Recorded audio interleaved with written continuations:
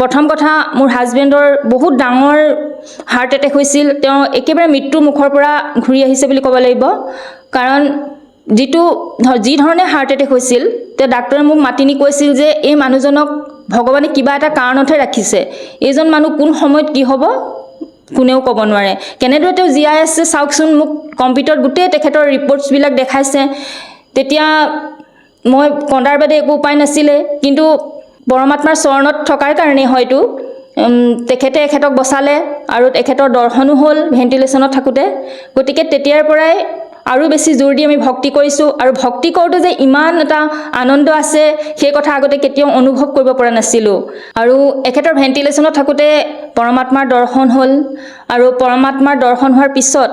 এখেত লাহে লাহে সুস্থ হৈ আহিল আৰু সেইটো আমাৰ কাৰণে আচলতে ডাঙৰ লাভ হয় গতিকে মই বহুত সুখী যে মোৰ মানুহজনে ভক্তিৰ পথত থাকি আজি